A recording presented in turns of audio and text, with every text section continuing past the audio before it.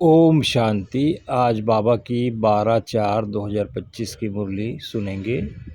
बाबा ने कहा, मीठे बच्चे, तुम्हारा यह ब्राह्मण कुल बिल्कुल निराला है। तुम ब्राह्मण ही नॉलेजफुल हो। तुम ज्ञान विज्ञान और अज्ञान को जानते हो। प्रश्न, किस सहज पुरुषार्थ से तुम बच्चों की दिल सब बातों से हटती जाएगी? उत्तर, सिर्फ रूहानी धंधे में लग जाओ। जितना जितना रूहानी सर्विस करते रहेंगे उतना और सब बातों से स्वतः दिल हटती जाएगी।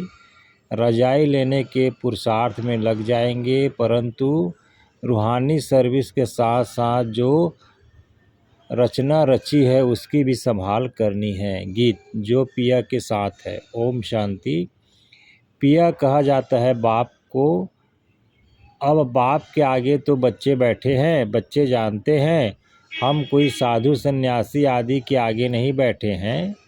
वह बाप ज्ञान का सागर है। ज्ञान से ही सद्गति होती है।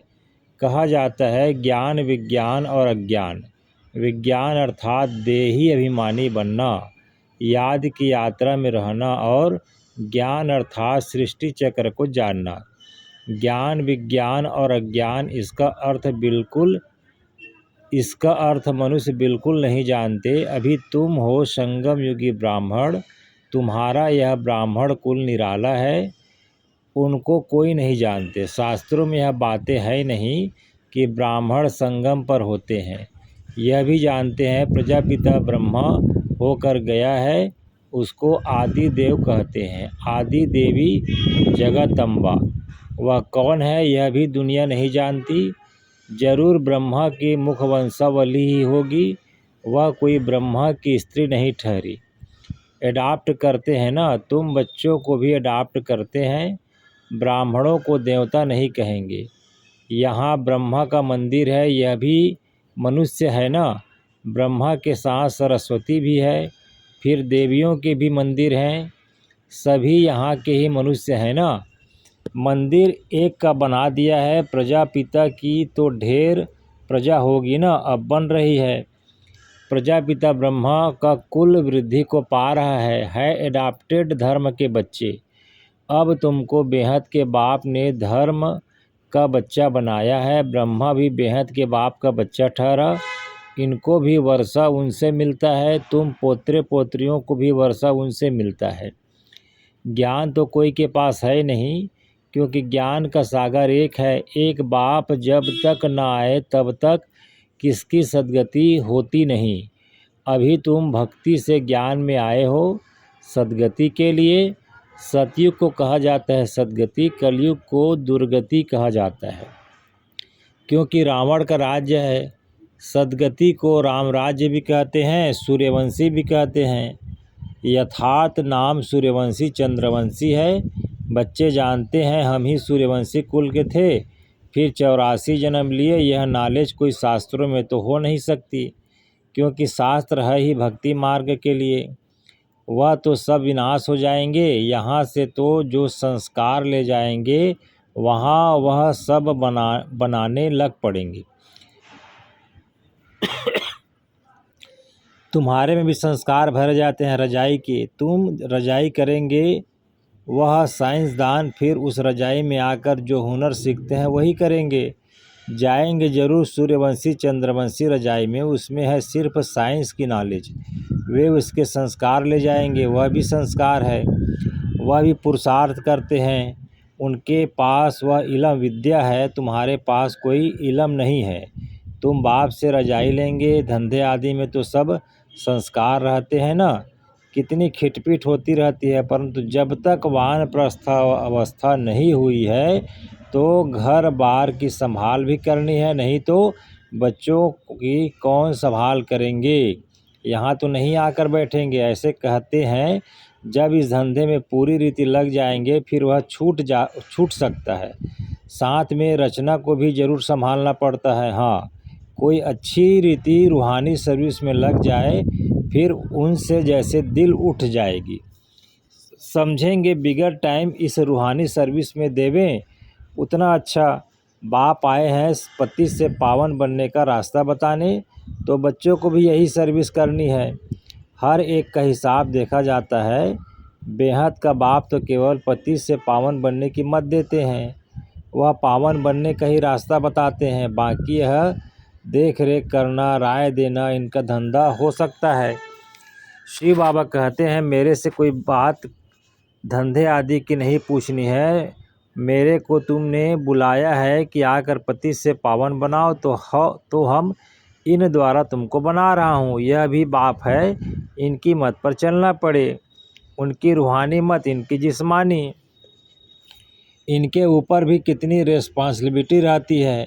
यह भी कहते रहते हैं कि बाप का फरमान है, मामेकम याद करो, बाप की मत पर चलो। बाकी बच्चों को कुछ भी पूछना पड़ता है, नौकरी में कैसे चलें, इन बातों को यह साकार बाबा अच्छी तरह समझा सकते हैं। अनुभवी है, यह बताते रहेंगे, ऐसे ऐसे मैं करता हूँ, इनको देख सीखना है। यह सिखाते रहेंगे, क्योंकि यह है सबसे आगे।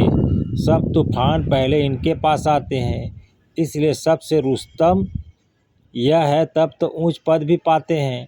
माया रुस्तम हो लड़ती है इनसे, इसने फट से सब कुछ छोड़ दिया।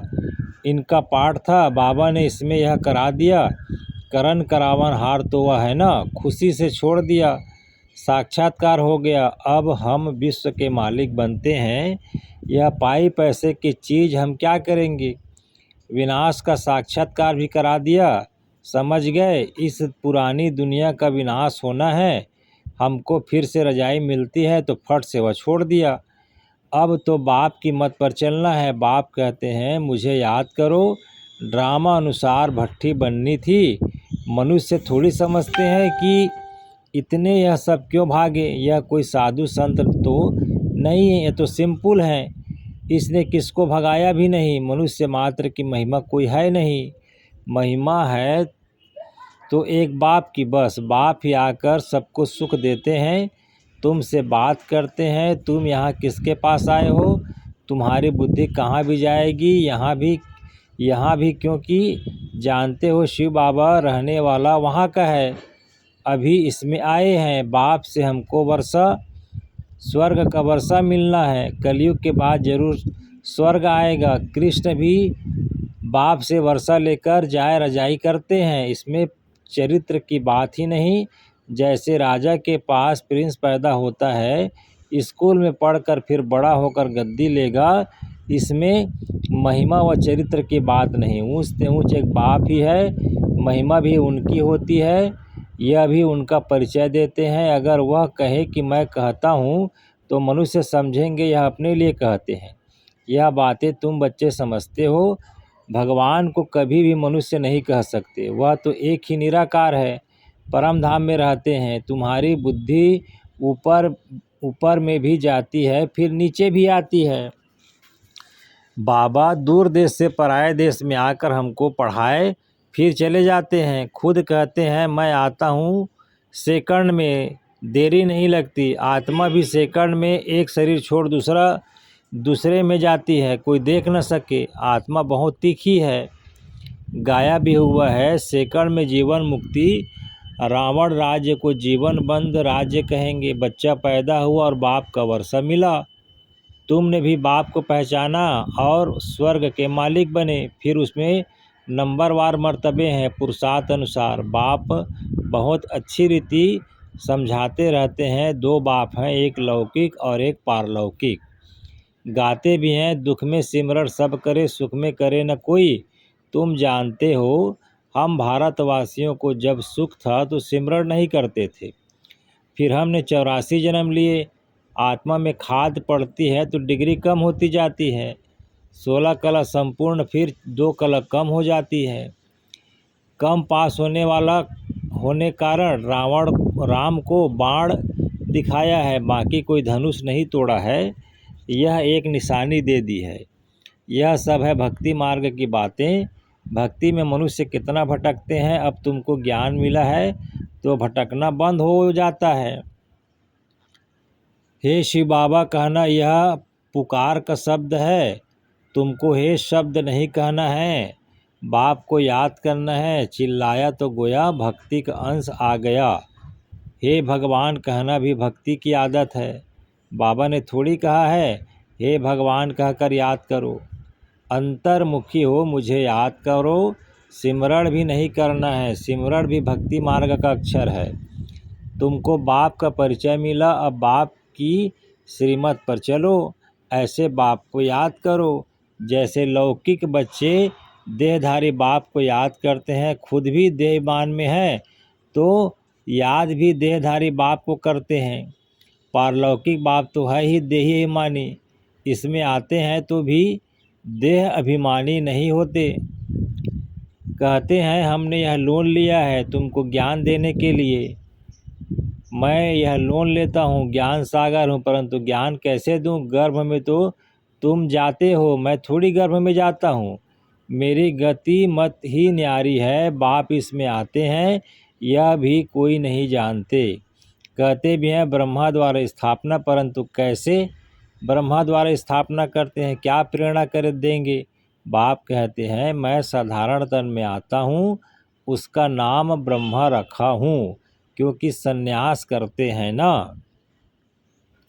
तुम बच्चे जानते हो अभी ब्राह्मणों की माला नहीं बन सकती, क्योंकि टूटते रहते हैं। जब ब्राह्मण फाइनल बन जाते हैं तब रुद्रमाला बनती है।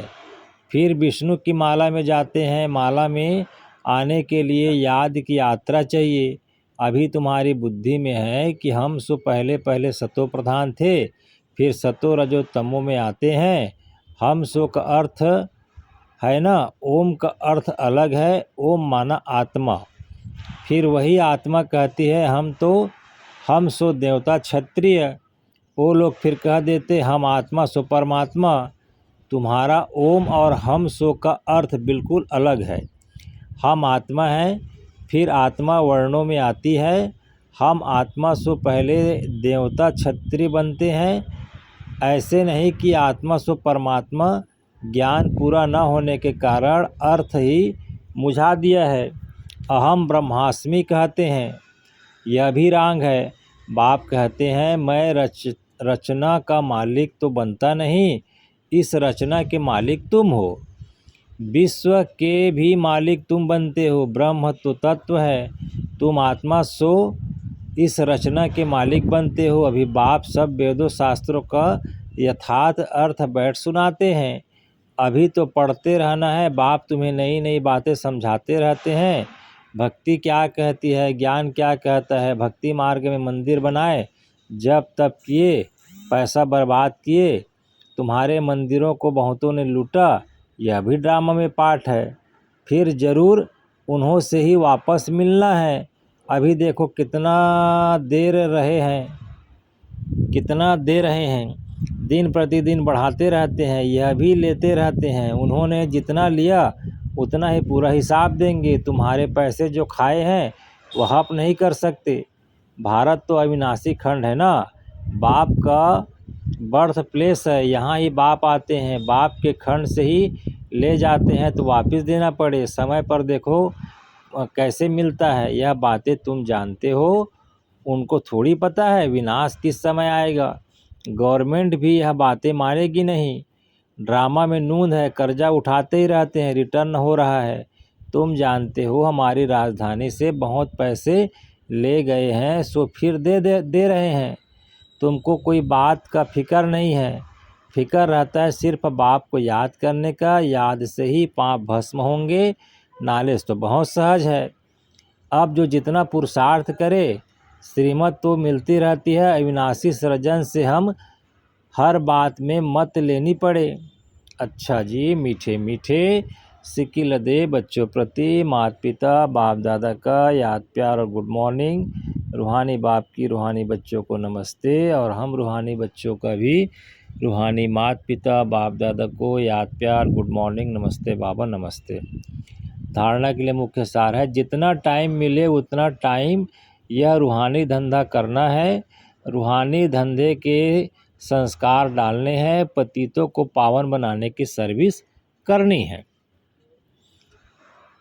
दूसरा पॉइंट है अंतर्मुखी बन बाप को याद करना है। मुख से हे शब्द नहीं निकालना है। जैसे बाप को अहंकार नहीं, ऐसे निरहंकारी बनना है। फिर बाबा ने आज वरदान दिया, मनसा संकल्प व वृत्ति द्वारा श्रेष्ठ वाइब्रेशन की खुशबू फैलाने वाले शिव शक्ति कंबाइंड भव। मनसा संकल्प व वृत्ति द्वारा श्रेष्ठ वाइब्रेशन की खुशबू फैलाने वाले शिव शक्ति कंबाइंड भव। जैसे आजकल स्थूल खुशबू के साधनों से गुलाब, चंदन व भिन्न भिन्न प्रकार की खुशबू फैलाते हैं, ऐसे आप शिव शक्ति कंबाइंड बन मनसा संकल्प व वृत्ति द्वारा सुख, शांति, प्रेम, आनंद की खुशबू फैलाओ। रोज अमृत वेले भिन्न भिन्न श्रेष्ठ वाइब्रेशन के फाउंटेन के माफिक आत्माओं के ऊपर गुलावासी डालो।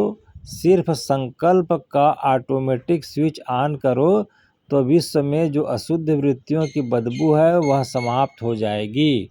स्लोगन, सुखदाता द्वारा सुख का भंडार प्राप्त होना, यही उनके प्यार की निशानी है। अव्यक्त इशारे, कंबाइंड रूप की स्मृति से सदा विजयी बनो। जितना शक्तियों की शक्ति है उतनी ही पांडवों की भी विशाल शक्ति है, इसलिए चतुर्भुज रूप दिखाया है।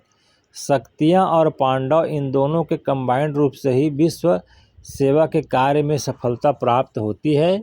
इसलिए सदा एक दो के सहयोगी बनकर रहो, जिम्मेवारी का ताज सदा पड़ा रहे। ओम।